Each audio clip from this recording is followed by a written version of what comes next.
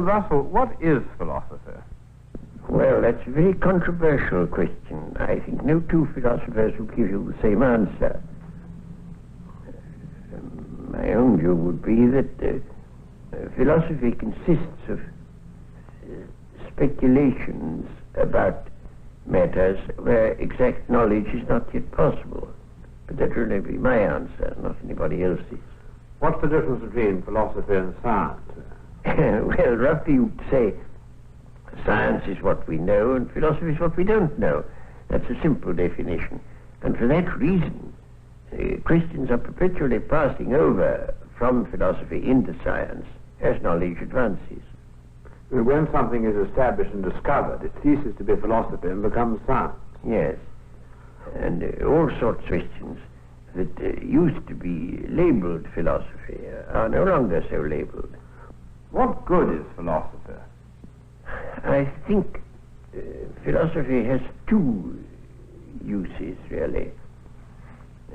One of them is to keep alive speculation about things that are not yet amenable to scientific knowledge. After all, scientific knowledge covers a very small part of the things that interest mankind and ought to interest them. There are a great many things of immense interest about which science, at present at any rate, has nothing to say. And I don't want people's imaginations to be limited and enclosed within what can be now known. And I think to enlarge your imaginative purview of the world into the hypothetical realm is one of the uses of philosophy. But there's another use which I think is equally important, which is to show that there are things we thought we knew and don't know. On the one hand, to keep us thinking about things that we may come to know, and on the other hand, to keep us modestly aware of how much that seemed like knowledge isn't knowledge. Could you give some illustrations of the sort of subject which have been speculated about and then produce some material result later? Yes, it's quite easy to do so, especially from Greek philosophy. The Greeks invented a whole lot of hypotheses which turned out valuable later, but which in their day couldn't be tested. Take, for example, the atomic hypothesis. Democritus invented the atomic hypothesis that matter consists of little atoms. And after about 2,000 years, and rather more than that, it turned out that this was the right scientific view. But in his day, it was merely a suggestion. But didn't Plato think that Democritus's theory about atoms was a lot of nonsense? Plato was horrified by him, said all his books ought to be burnt, because Plato didn't like science. He liked mathematics, but he didn't like anything else that was scientific. Now, in this way, philosophy, in a sense, becomes a kind of servant of science. Well, that's part of it. But, of course, it isn't only a servant of science, because there are a number of things that science can't deal with. All questions of values, for example. Science won't tell you what is good and what is bad.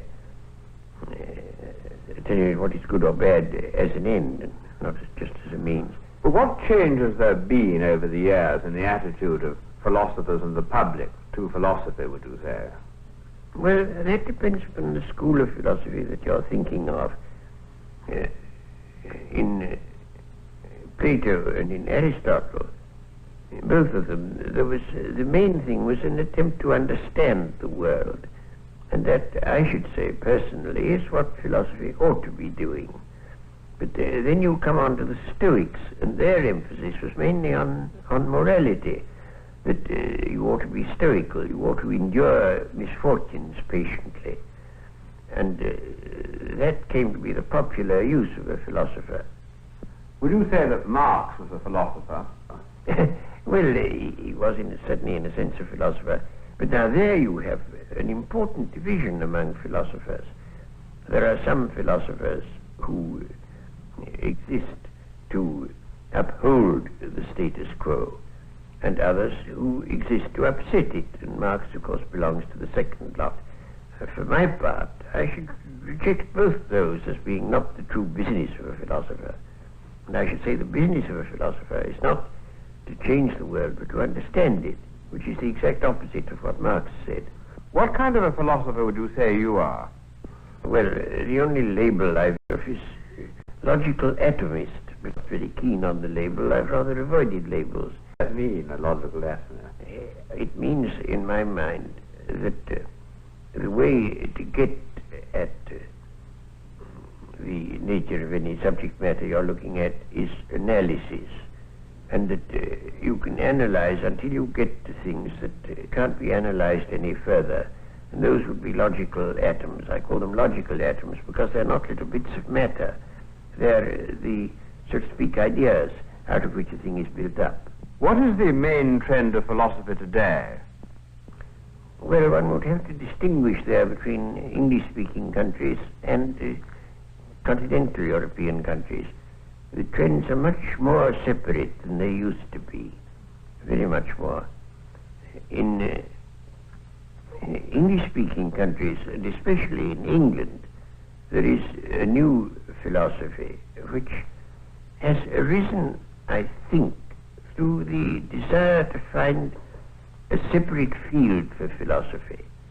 In what I was saying a moment ago, it would appear that philosophy is merely incomplete science, and there are people who don't like that view. They want to have science have a sphere, philosophy have a sphere to itself. That has led them into what you may call linguistic philosophy, that the important thing for the philosopher is not to answer questions, but to get the meaning of the questions quite clear. I can't myself agree to that view, but I could give an illustration.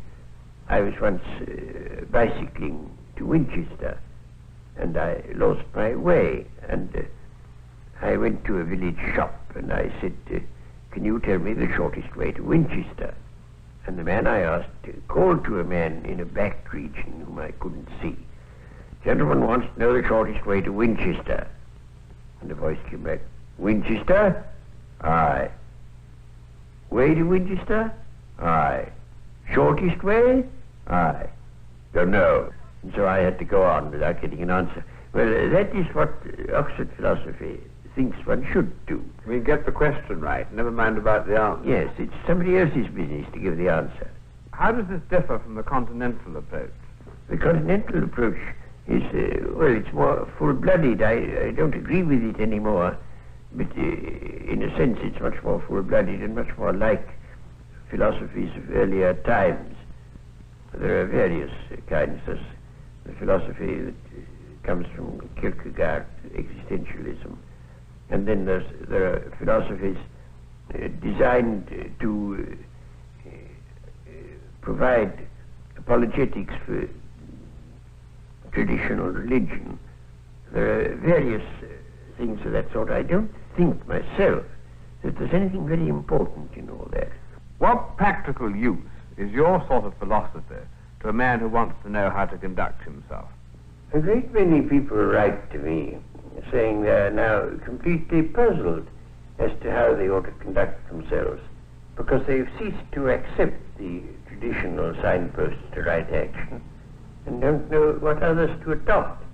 And I think that the sort of philosophy I believe in is useful in this way, that it enables people to act with vigor when they're not absolutely certain that that is the right action.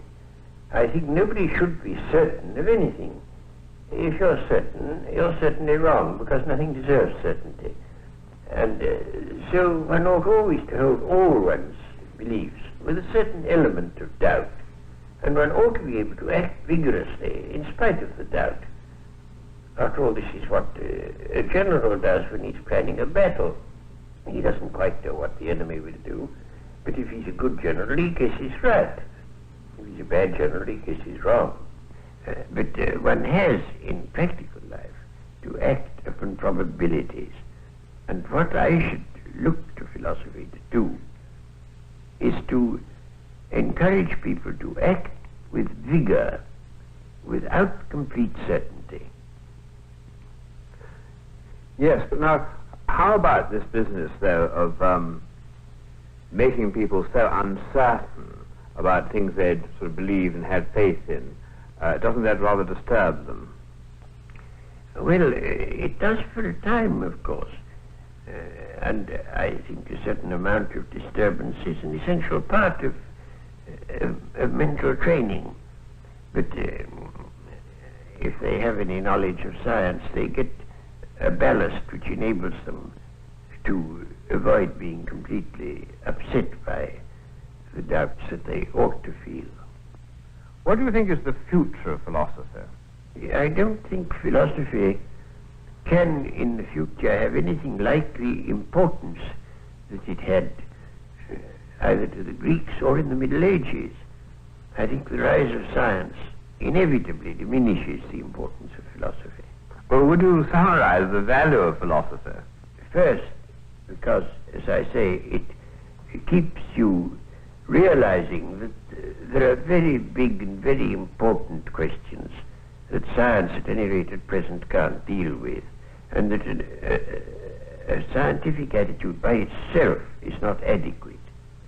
And the second thing it does is to make people a little more modest intellectually and aware that a great many things which have been thought certain turned out to be untrue, and that there's no shortcut to knowledge, and that the understanding of the world, which to my mind is the underlying purpose that every philosopher should have, that is a very long and difficult business about which we ought not to be dogmatic. Thank you, Lord Russell.